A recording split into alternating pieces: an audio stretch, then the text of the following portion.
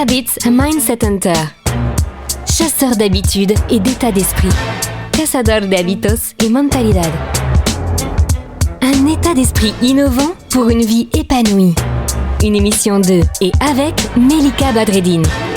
Bonjour en ce lundi, mardi, mercredi, jeudi, vendredi ou samedi ou dimanche.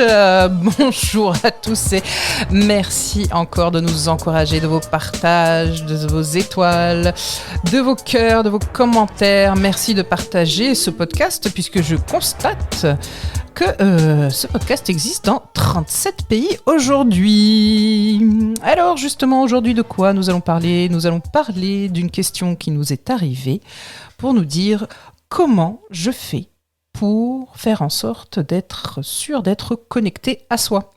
Alors d'abord évidemment Florence, j'ai envie de dire que on peut pas tellement être sûr, ça dépend de soi.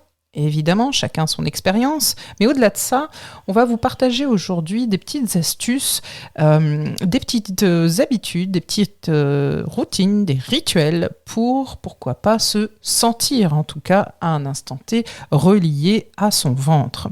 Et oui, je me réfère ici à une étude d'Ève Fouquet, qui est une ex-infirmière, art-thérapeute et artiste peintre. Pour elle, être une femme source, c'est suivre le flux de ses rythmes, laisser partir l'ancien, accepter la vie en soi comme source permanente du renouveau. Et là, elle parle du rituel de la calebasse. C'est en fait de penser dans son ventre pour rester connecté à l'immense faculté de création qu'est le féminin. Pour elle, ce rituel permet, dans l'intelligence du ventre, une reconnexion à celui-ci, tout en drainant les mémoires négatives et en favorisant la bonne circulation d'énergie.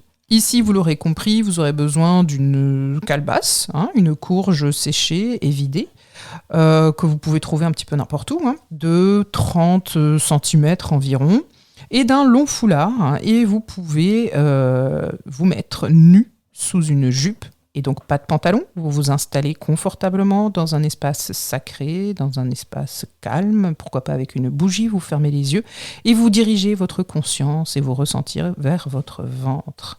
Vous visualisez, pourquoi pas, votre enfance, vos accouchements, votre sexualité, pourquoi pas la ménopause, et ressentez votre ventre, écoutez les bruits qui s'y passent, les mouvements, la tension, et là, ouvrez les yeux. Posez la calebasse sur votre ventre avec le foulard, et vous pouvez vous mettre à marcher. Vous pouvez ôter la calebasse et la secouer pour évacuer les énergies dites négatives ou en tout cas qui ne vous servent plus aujourd'hui. Et vous pouvez reprendre votre marche, votre joie et votre danse vers la féminité. Le bon plan de Melika.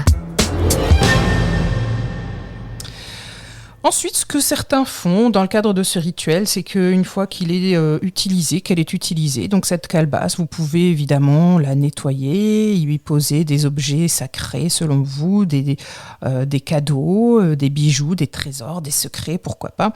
Et vous pouvez placer cette calebasse dans un endroit sympathique de chez vous. Ça peut être sous forme d'un hôtel dédié à votre bien-être avec des fleurs, pourquoi pas. Cette émission est maintenant terminée et comme dit Melika, fuck bullshit, love. Retrouvez l'ensemble des podcasts de Melika sur toutes les bonnes plateformes de streaming.